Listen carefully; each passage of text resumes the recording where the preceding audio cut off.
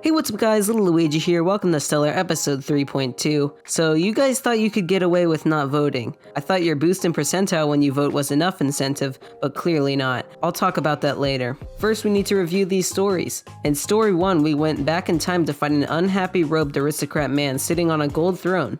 He was shouting at us in a language we didn't understand, so to calm him down we showed him a turd. He took it out of our hands and went through the portal. When we went back to the present, our hometown was ruined. We saw the aristocrat man using our toothbrush combined with a turd to create a terrible weapon.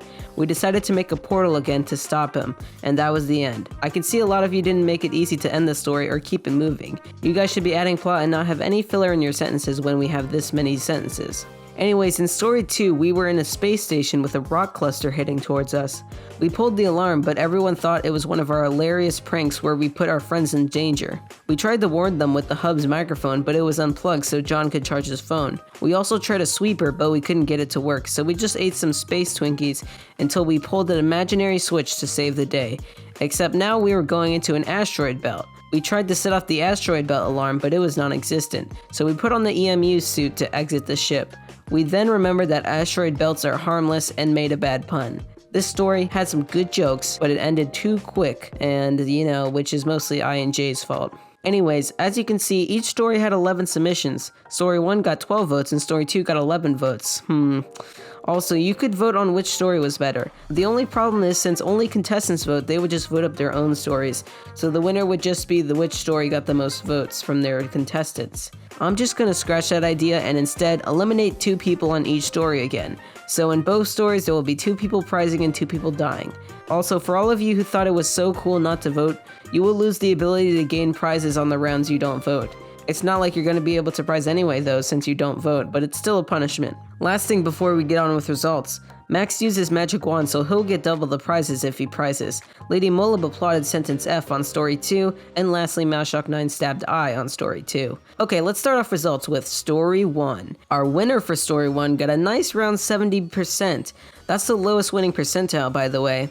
And that winner is Max Fecto. Oh man, he's priced thrice in a row now. He's doing so well. He made the aristocrat man yell at the main character and made the main character be disgusted by the odor of the area. It was a well-written sentence by Max Fecto. He does have practice from season 1, and since he used his magic wand, he gets 2 prizes, which are Band-Aid. When used, gives yourself a 3% boost for the round, and Force Field. When used, all power-ups for the round won't go into effect. Congratulations! Our second prizer is Shockin', which was the brilliant sentence before Max Fecto's. Your prize is Proofread. When used, gives a 1% penalty to any typos in everyone's sentences. Let's see who's next. We have Sigh of Disdain, the Green Bean Castle, Lady Molib, Tyranar, and Zap. Our 4 at the bottom are Clorox Steve, Toolbox Toast, War Bunny, and Angel. The first person safe is War Bunny, who was sentence A. I would expect sentence A to be higher, but looks like the trend is broken. And the final safe person is Toolbox Toast, which means Stellar Veteran Angel and Clorox Steve is dead. Angel, you had a pretty good sentence, so what are you doing down here? That's weird. Maybe my opinion just sucks, but I would disagree with your placement. Your badge is Referencer, for bringing up the toothbrush meme from season 1. Clorox Steve, that sentence is disgusting. I was gonna eat while editing, but now I can't. And for that, your badge is Gross Out for making me think of your sentence. In all seriousness, sorry you guys have to go. I'm sure you'll try your best in the revival event. Well, it's time for story 2, and the winner for this story got a pretty high percentile of 79.09%. That person is Enderbrine, who is a newcomer. I'm glad to see you up there. I love the joke you did and your sentence was executed very nicely. Your prize is Swapper. If you don't like the story you have to submit for, use this to swap with the current submitter for the other story. Congratulations! In second place is Chain Chomp Raiden, another newcomer. I enjoyed your Boy Who Cried Wolf start to this story. Your prize is Drain. Pick a contestant to drain. If you do better than them, they lose 3%, but if they do better than you, you lose 3%. Next up is Percival Von Dragon, who was applauded, Malshock9, Dan the Man with No Plan, Motivational Lizard, and CG3K. Wait, could Malshock's knife have killed someone? He stabbed Jack of all trades who submitted the Bill Nye sentence. The others that are down there are Vortex, Angel Assassin, and Viscerant. 3 of those are the ending to the story. Well, the first one safe is Vortex, who had to end the story a second time and resorted to a terrible pun. Luckily, the contestants spared him. Our final safe victim is Jack of all trades, who almost got stabbed to death. This does mean though that Angel Sassins and Viscerant are dead. Angel Sassin, your sentence added little to the story, which is why it got so low, but you did hide in the lockdown shelter, which is something. You also made it hard to ease into the plot twist because you made little progress, so your badge is Sabotage, for technically sabotaging F. F made a recovery though, and flipped the switch to save the ship somehow.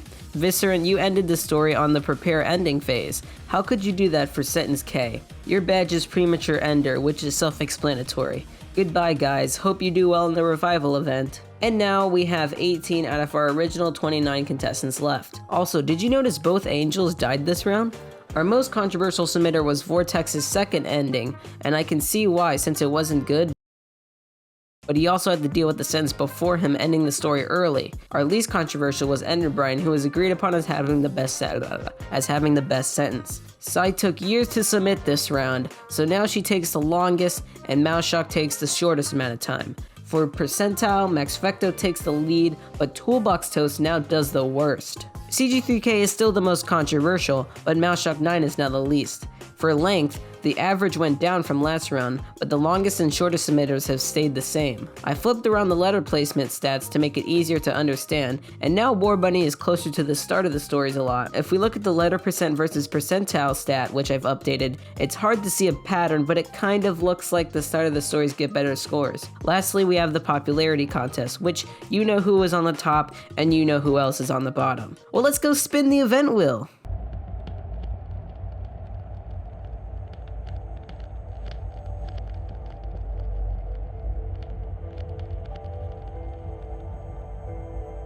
Would you look at that? It hit buddies. That means you all will get a partner that sentence is right next to yours. You can talk to them and work together to submit sentences. How fun does that sound? This also means we will be combining everyone to make an 18-sentence story because 9 is an odd number and a small story. This time the starter sentence will be, I was done playing my favorite game for 529 hours straight and was about to go to bed when I suddenly was sucked into the screen and seemed to be inside the game. Doesn't that sound interesting? I will try to pair you guys up as fairly as I can, and you will be DM'd your buddies, so do not tell anyone else who they are. See you guys later. Bye!